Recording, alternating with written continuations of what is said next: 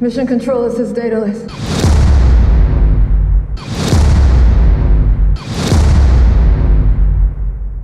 We're looking at a red planet.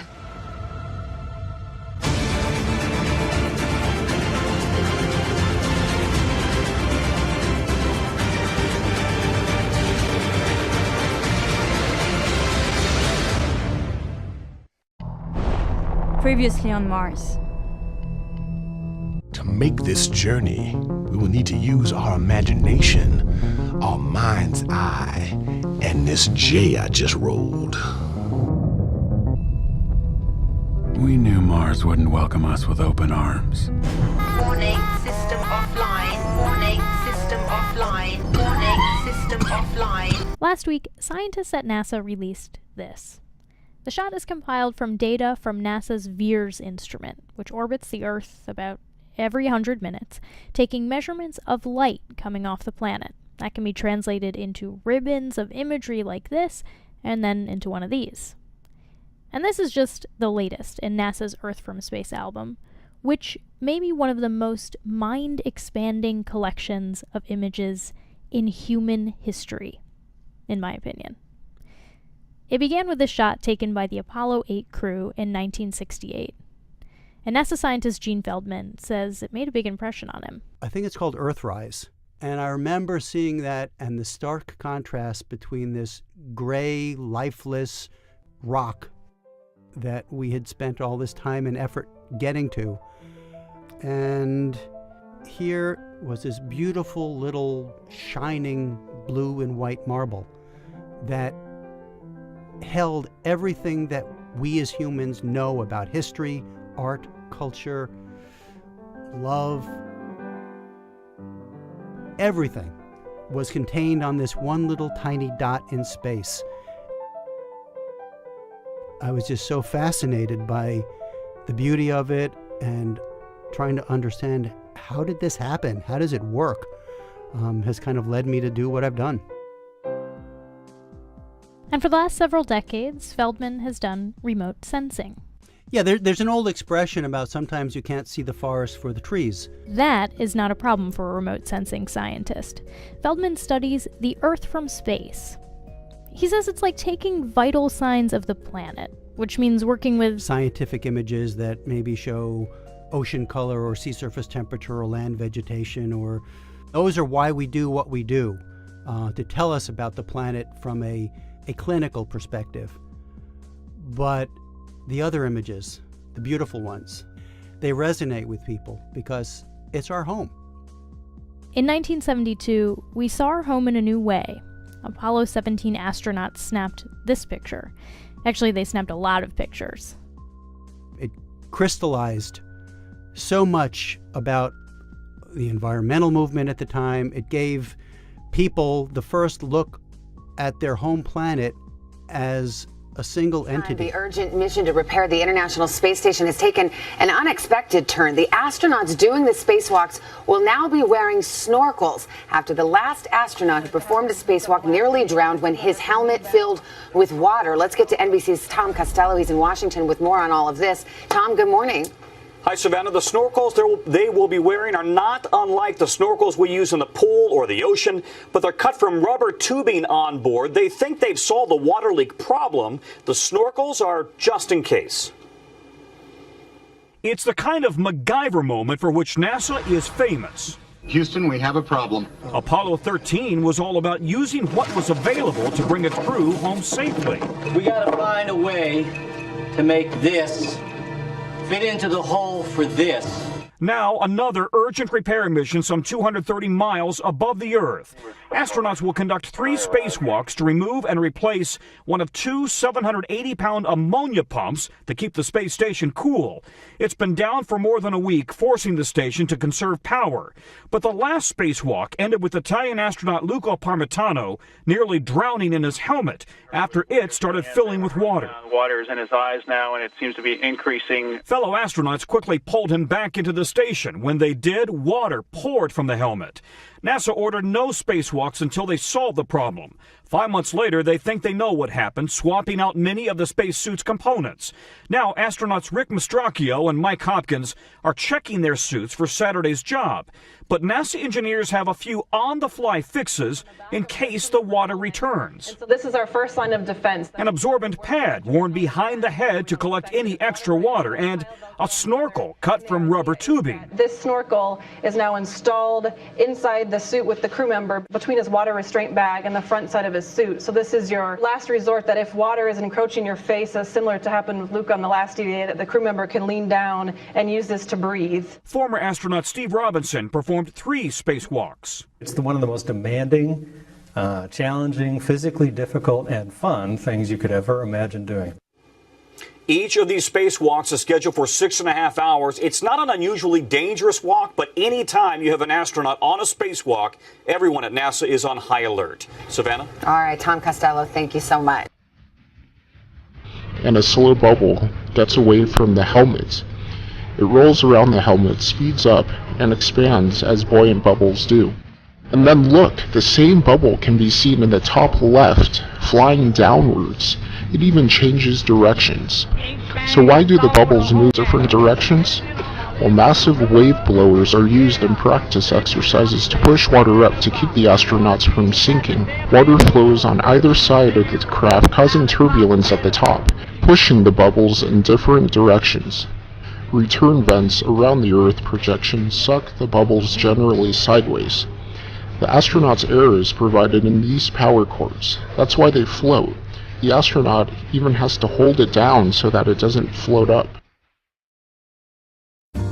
Hours before the supposed launch of Shenzhou 7, China published conversations between the astronaut and crew as if it had already happened, and included detailed descriptions of the event. This slip-up revealed from the very start that this spacewalk was a carefully orchestrated fake. This isn't the first time China has faked a space voyage. When China claimed that Chang'e 1 reached the moon, they produced photos that were discovered to have been copied from Google Moon, photoshopped to change the shadows and add craters, and sharpened. The different camera shots of Chang'e 7 launch show some discrepancies. The close-up shot, which distinguishes this vessel as Shenzhou 7, have 2 markings that later disappeared. Now look at this government report with an image from farther away. Look for those 2 markings. The top one has all but disappeared, and the bottom one completely changed. Here's a side-by-side comparison. In the video, we see the shots change from a model to an actual launch. The launch we see is actually of Shenzhou 1. The markings are consistent. Look at this side-by-side comparison of the only Shenzhou 1 launch video available and the Shenzhou 7 launch. China's government published supposed satellite photos of Shenzhou 7 in orbit. Take a look at this photo with Earth's arc behind the orbital module. It's much straighter than Earth's arc is in the spacewalk video from the craft. If we overlap the two, we see the satellite photo's arc is straighter. The arc in the spacewalk photo is apparently closer to Earth than the satellite photo, but it's similar to NASA's most recent spacewalk. If we were to zoom in on the satellite photo to the craft's perspective, Earth's arc would be even straighter. In flight, we see white flying objects floating upwards. The same flying objects show up throughout the 15-minute spacewalk. They all occur at diagonal angles, avoiding the Earth and at different speeds. China says this is debris escaping from the hatch, but why would debris still be flying out 10 minutes after the hatch was opened? It takes less than a second for all the pressure to escape. And why are they at different speeds? This entire scene was actually filmed underwater in a tank, and these are air pockets escaping. Don't think this is far-fetched. China published footage of the Shenzhou crew practicing in a tank. Video cameras can take away the blue to make it look like open space. Then they just speed up the footage so it looks like there is no resistance from the water. Look at the Earth's clouds. They're moving quickly here, and they suddenly speed up here. Watch again. The entire Earth becomes covered in clouds in only 2 seconds. Mission Control, this is Daedalus.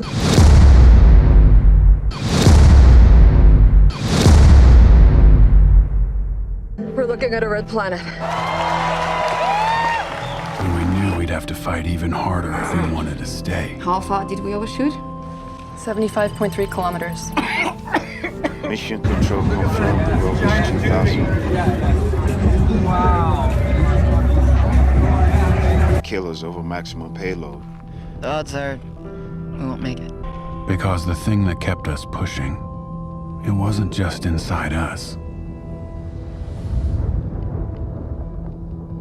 Our species has always been driven to build beyond what we know. We migrated across all of Earth, created settlements, constructed cities.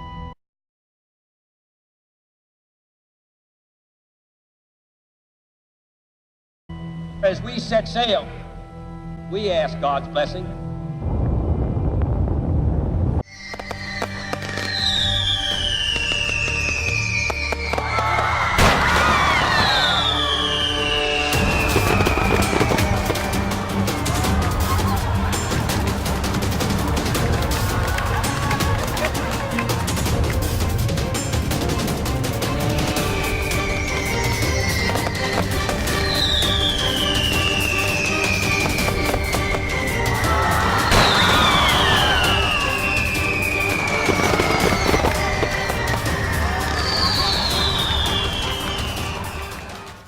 Hazardous and dangerous and greatest adventure on which man has ever embarked.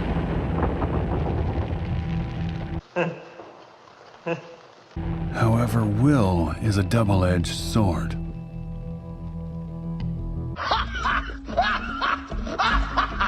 Again and again, it's taken us farther than we ever thought we could go. But this time we had seized on an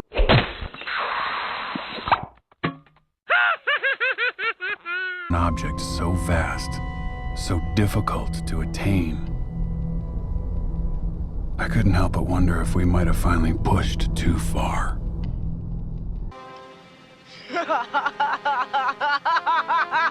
The flag also flaps independently of the hand movement. It floats when inertia should throw it the other direction. Here's that slow bubble again, where the clouds suddenly slow to a practical halt, but just seconds ago they moved rapidly. And here's another quicker bubble with quicker clouds. The speed of the clouds and bubbles correlate, revealing that the footage changed speeds. From orbit, Earth has a blue halo around its arc. NASA scientist Ku Zhang explains this is Earth's atmosphere scattering light less intensely than it is at Earth's surface, and that changes the spectrum to blue. But this halo is gone in the flight video. The washed out violet color of Earth is because the underwater camera reduces the blue. There is no way that space, the color and halo are missing. The camera is still in relation to the Earth for the full 15 minutes. It doesn't move. This means they could have positioned the craft not to spin at all. That's difficult to water, but the camera does move a tiny bit. It moves up and down intermittently. This means the craft changes the direction of its spin a tiny bit. Now how does that happen in space? News media discovered a fourth voice spoken throughout the video, speaking non-standard Mandarin. But the craft only had 3 astronauts. 2 stayed inside and 1 exited. Who's the fourth voice? Listen carefully.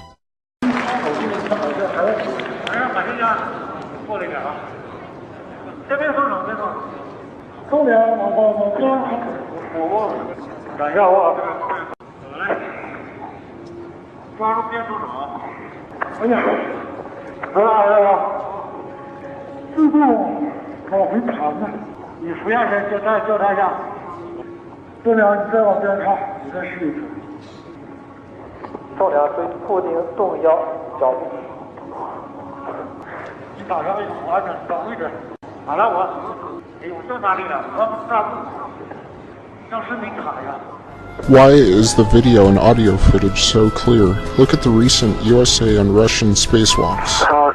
Leon and I have good clearance. Again, yes, and proceed this way. Now look and listen to China's.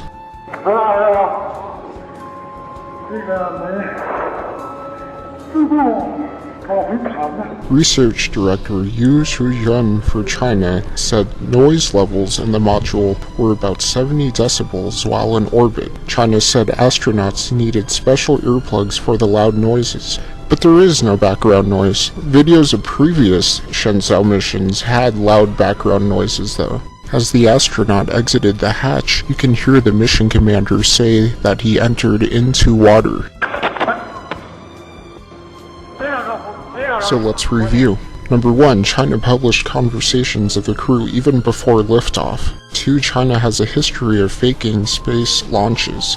3, different writing on the rocket and different video shots reveal a model was used. 4, China's satellite photos show a craft closer to Earth than their video from the craft. 5, bubbles are seen that couldn't possibly be debris because they speed up and change directions of flight. 6, the hose and flag float. 7, that clouds move quickly at spots, slowly at other spots, according to how fast the bubbles are moving. 8, the color is weird and the blue halo is missing from the Earth. 9, the camera moves up and down a little, indicating the craft changes the direction of its spin. 10, the sun doesn't shine on the craft's side, then does, then doesn't. 11, 4 voices are heard when only 3 astronauts were there. 12, there's no background noise. 13, the commander said the astronauts entered into water. Then in 2002, Blue Marble 2.0. NASA's Rob Simon made this. And it had wide appeal too. For example, it ended up as the default background on the iPhone. I didn't even know until I bought an iPhone and turned it on and kind of did a little happy dance. Simon's job is... It's primarily taking data and making pictures out of it. That's what this is, a composite of data sets from several different instruments translated into a picture. To us, the really cool thing was the data set. Up until that point, there was no realistic color map of the globe anywhere. So the land layer here comes from the Moderate Resolution Imaging Spectroradiometer aboard Terra. And the tricky part here was the weather. So we actually had to take clouds out. They stashed the clouds for later, went onto the ocean. That came from an instrument that measures phytoplankton in the sea. Where it was low, I colored it dark blue because they're low mostly in mid-oceans. And then where it was a little bit higher, it was like a little bit brighter green. Then add the clouds back in. There's a small problem with it because there's a very slight gap in between each orbit. So some of those are painted on. It is photoshopped, but it's has to be. Then there was another layer to sort of simulate the atmosphere. And then there's this little bright spot. It's called the specular highlight. So it's the reflection of sunlight off of water. Those are the pieces, but you can't just slap them all together. It just didn't look realistic. It looks kind of flat, or the clouds are sort of too see-through. So I just hit Command-Z a lot. There's artistry to creating the world. What I imagine it to be. Unfortunately, I'm not an astronaut. I've never been to space. But I've looked at these images over and over again, trying to sort of get the essence of it.